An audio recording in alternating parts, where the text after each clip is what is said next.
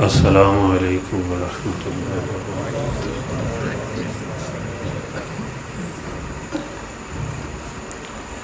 بسم اللہ الرحمن الرحیم، نحمدہ ونصلی علی رسولہ الکریم وعلی آلہ وصحبہ واولادہ وازواجہ وذریتہ وآل بیتہ وصحارہ وانصارہ وشیعہ ومحبہ وامتہ وعلینا معہم اجمعین، اما بعد۔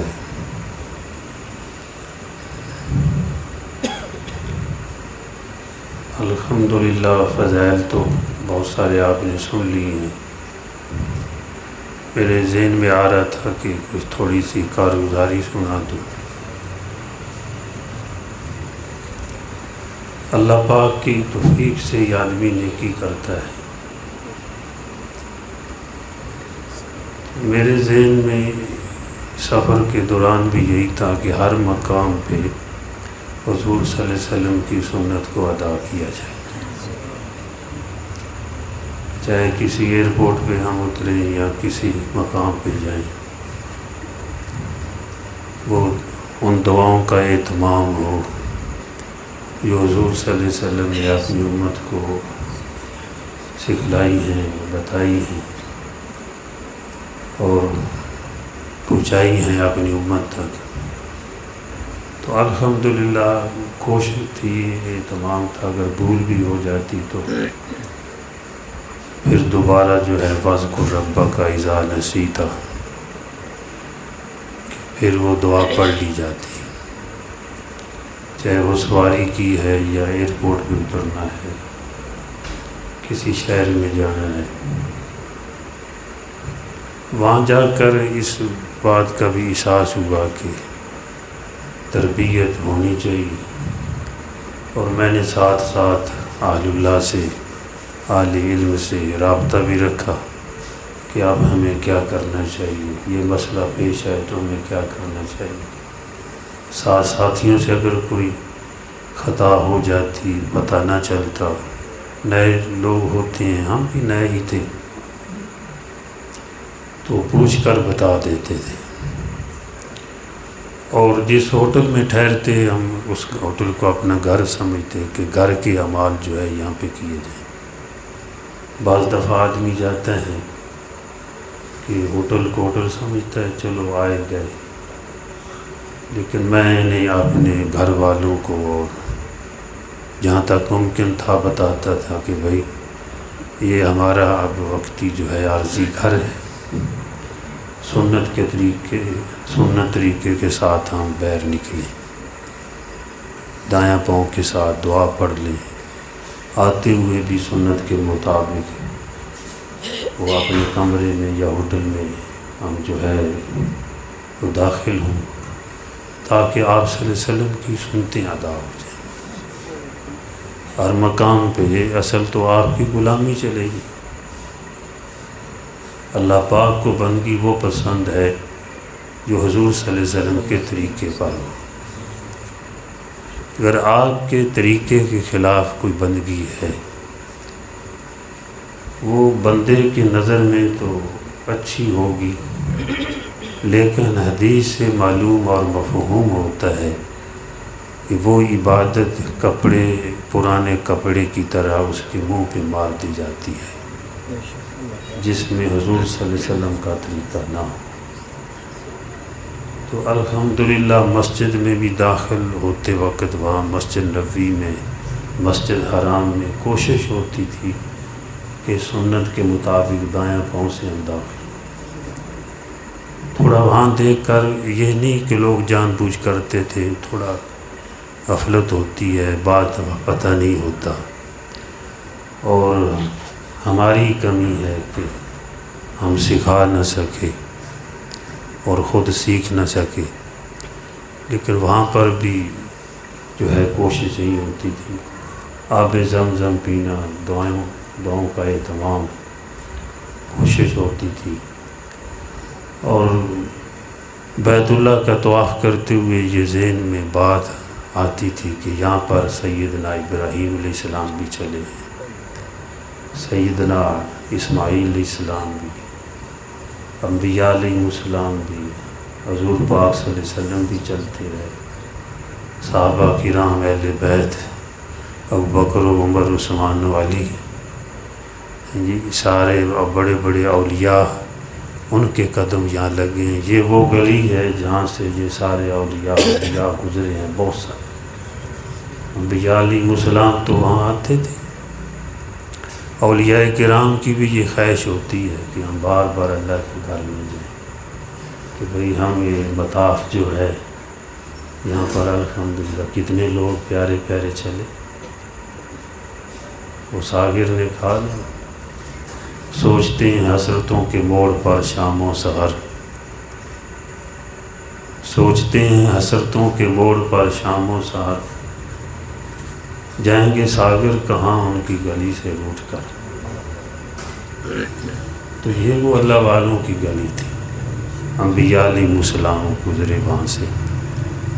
تو الحمدللہ وہاں پر اللہ پاک نے عمرے کی توفیق بخشی، اور ساتھ ساتھ استغفار بھی کرتے رہے کہ یا اللہ ہم سے صحیح تو ہو نہیں سکا، معاف فرما دے، اور قبولیت کی دعائیں بھی۔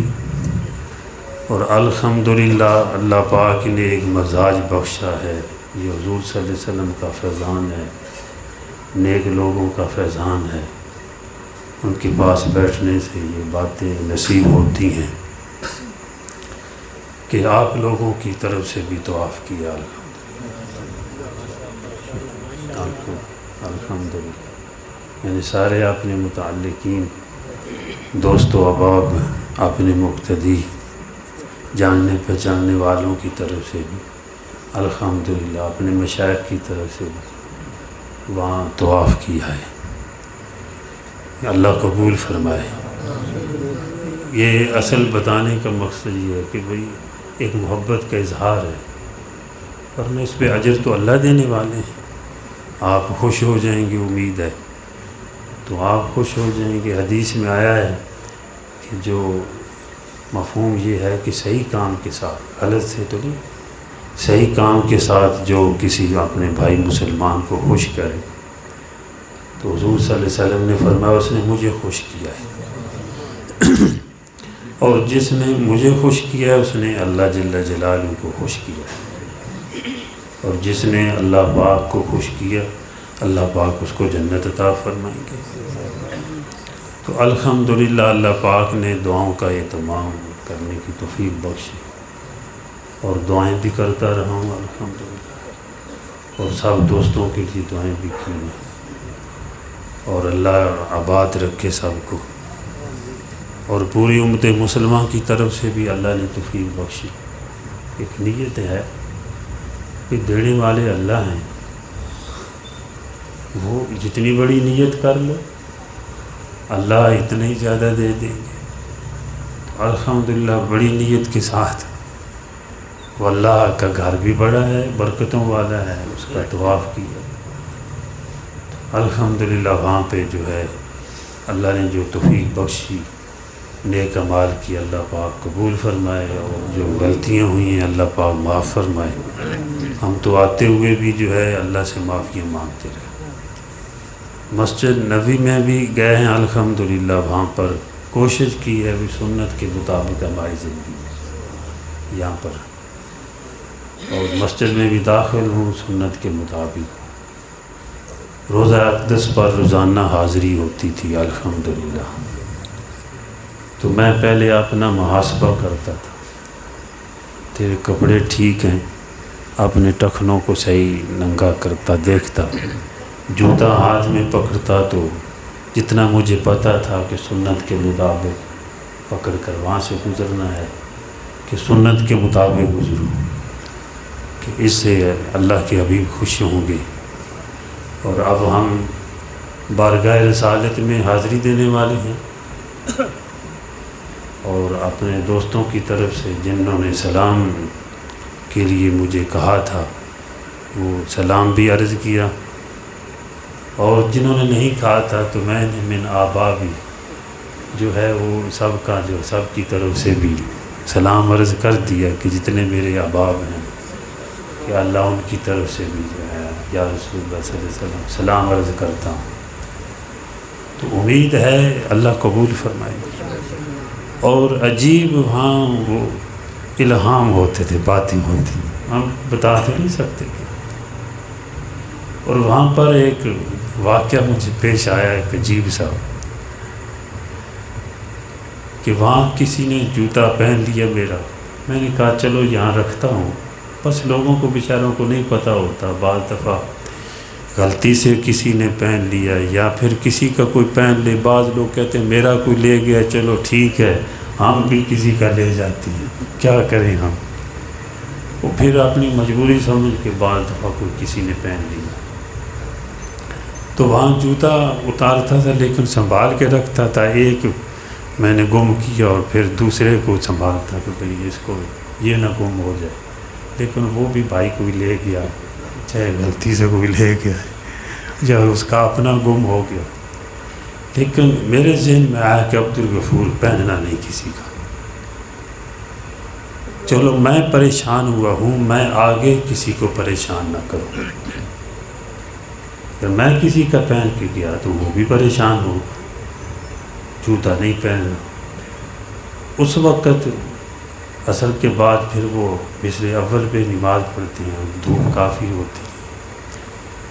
تو میں انہیں وضو بھی کرنا تھا، جوتا نہیں ہے. اور پھر وہاں باب السلام میں ایک تو پتھر وہ ٹھنڈے ہیں، اوپر سے وہ تو گزار کے اچھا خاصا سفر کراتے ہیں وہاں پر جو وہاں کے منتظم ہیں، پولیس وغیرہ جو ہے وہ انہوں نے راہ بنائے ہوئے ہیں. تو وہاں وہ جو راستہ ہے وہ سارا کہ سارا گرم راستہ تھا، ٹھنڈے پتھر باب السلام تک تھے. وضو کر کے وہاں پر پہنچا. اب سوچ رہا ہوں کہ کیا کروں. سلام بھی عرض کرنا ایک معمول تھا روزانہ کا الحمدللہ. میں نے سوچا تھوڑا سا تجربہ کروں، میں پہنچ جاؤں گا، سفر ہے نا. میں 5-6 قدم آگے چلا لیکن پاؤں کے اندر سکت نہیں تھی. میں کہا میں ذہن میں آیا کہ گر نہ جاؤں، وہاں شور نہ بچاؤں، کوئی مجھے پکڑے. وہ گرم تھا فرش کافی جو ہے. پھر عرب کی دھوپ جو ہے وہ تو بڑی سخت ہوتی ہے. بہرحال واپس آ گیا. میں نے سوچا کہ کیا کروں. اللہ سے دعا کی کہ یا اللہ کوئی ذریعہ بنا دے. تو ایک وہاں پہ بھائی جو ہے وہ فون کر رہا تھا. میں نے کہا بھائی اپنے جوتے مجھے دے دیں، آپ فون کر دیں، میں اوپر سے جو ہے نا چکر کاٹ کے یہاں آپ کو جوتے دے دوں گا. انہوں نے کہا ٹھیک ہے. جوتے پہنے اوپر سے چکر کاٹ کے پھر وہاں ہی باب السلام سامنے تھا، یہاں سے سلام عرض جا کر کرنا تھا. تو جوتے ان کو دے دیے. ذہن میں آیا آگے تو سفر اور زیادہ ہے. جب باب السلام سے داخل ہو کے سلام کا عرض کر کے باہر نکلیں گے تو پھر آگے تو اور زیادہ سفر ہے. اوپر سے ادھر سے تھوڑا کام تھا، اوپر سے گھوم کے آنا ہے. لیکن ذہن میں ایک بات آئی کہ جو اللہ یہاں پہ میرا کام بنا رہا ہے، امید ہے اللہ پاک وہاں سے بھی کام بنا دیں گے، کوئی اللہ پاک راستہ بنا دیں گے. تو وہاں پہ سلام عرض کر کے جب میں نکلا، اب سوچ رہا ہوں کیا کروں. کسی سے کہتا بھی نہیں ہے. تو وہاں تھوڑی چٹائی پڑی ہوئی تھی تو اس پر گیا آگے. تو پھر سارا گرم. آگے تھوڑا ٹوٹیاں وغیرہ وہاں پانی تھا. کہا چلو یہ قدم ہے، دوڑ کے وہاں جاتے ہیں. تو وہاں سے دوڑا. یہ تقریباً تھوڑا سا ہی سفر تھا. وہاں پانی تک پہنچا. جب وہاں پہنچا تو پانی پیا، کچھ پاؤں پہ ڈالا. اب سفر تو کافی تھا. وہاں 2 اور لڑکے تھے. کہتے ہیں وہ یار ہمارا جوتا یہاں نہیں ہے، ادھر ہے پڑا ہوا ہے. میں نے کہا آپ کا بھی جوتا تو نہیں کوئی لے گیا؟ میں یہ مریض تھا اسی کو. کہتے نہیں ہمارا جوتا لے تو کوئی نہیں کہ ہم ادھر چھوڑ کے آئے ہیں. دوسرے کہتے جاؤ یار وہاں سے اٹھا کے لے آؤ، وہاں کافی پڑے ہوئے ہیں، ادھر لے آؤ. تو میں نے کہا بھائی وہ مجھے تو میرا تو جوتا نہیں ملا، میں نے تو نہیں پہنا، بھائی دوسرے پریشان نہ ہو. وہ کہتے ہیں ادھر پیسے پڑے ہوئے ہیں، بات ٹھیک ہے لے آؤ. وہ ہمارے ساتھ ہی ایک ماشاءاللہ کلین شیو تھے، کھڑے تھے. وہ کہتے ہیں کہ آپ نے ٹھیک کیا ہے، آپ نے کسی کا نہیں پہنا۔ ان کا اب دوسرے پریشان ہوں گے، ان کو کہتے ہیں بھئی یہ آپ نے ٹھیک نہیں کیا، دیکھو یہ آپ دوسرے کا جوتا پہنے، یہ ٹھیک نہیں ہے۔ تو مجھے وہ کہتے ہیں، میری حوصلہ افزائی کرتے ہیں، نہیں آپ نے ٹھیک کیا، نہیں پہنا۔ اتنے وہاں پہ میں کھڑا تھا تو ایک آدمی جوتا لے کے آ گیا، کہتا یار جوتا کس نے لینا ہے؟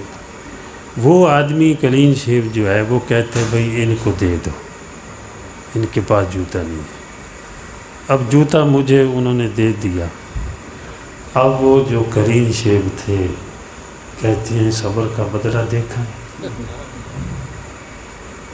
اس آدمی کو کس نے کہا ہے جوتا لے کے جاؤ؟ وہاں سے آیا ہے، کہاں سے آیا یہ جوتا؟ کسی نے ان کو کہا ہے کہ جوتا وہاں لے جاؤ؟ یہ آپ کے پاس جوتا لے کر وہاں سے آیا ہے، کسی نے کہا نہیں ہے۔ یہ نگد اللہ کی مدد ہے، یہ اللہ کی مدد ہے، یہ صبر کا بدلہ ہے آپ کو اللہ پاک نے عطا فرمایا۔ میں نے کہا بھئی آپ ٹھیک کہتے ہیں۔ پہلے بھی الحمدللہ مسلمان ہونے کی حیثیت سے ہم تو کسی کو بھی گھٹیا نہیں سمجھتے، چاہے وہ جس حالت میں بھی ہو۔ آج کیا ہے، کیونکہ اکثر کہا کرتا ہوں آج نماز پڑھتے ہیں بے نمازی کو کیوں گھٹیا سمجھتے ہو؟ ہم بھی بے نمازی تھے، وہ بھی نماز پڑھنا شروع کر دیا۔ کسی کو کیا کم سمجھنا ہے؟ ہم نے دیکھے ہیں نمازی بے نمازی ہوتے ہوئے، اور بے نمازی بھی نمازی ہوتے ہوئے دیکھے۔ یہ اللہ کا کرم ہے، اللہ پاک اپنے گھر میں لے آئے تو آپ لوگ ماشاءاللہ یہاں آتے ہیں۔ صحیح بات ہے، دل میں اللہ سے مانگ کے آیا کریں، یا اللہ ہمیں معروم نہ کرنا، اللہ آپ کے ایک ایک قدم کی قیمت لگائیں گے۔ اور میں بھی دعا کرتا رہتا ہوں کہ مولا جو آنے والے احباب ہیں، اے اللہ کسی کو معروم نہ کرنا، ہمیں بھی معروم نہ کرنا اور کسی بھائی کو بھی معروم نہ کرنا۔ جتنے بھی اس مجلس کے شرکاء ہیں، مولا کریم سب کو اپنی نواز شاہ سے نوازنا۔ اور مجھے اللہ کی امید ہے، وہاں پر دعائیں کر رہا تھا اور حقیقت ذہن میں یہ بات آتی تھی کہ الحمدللہ ان کا اثر دعاؤں کا جائے گا۔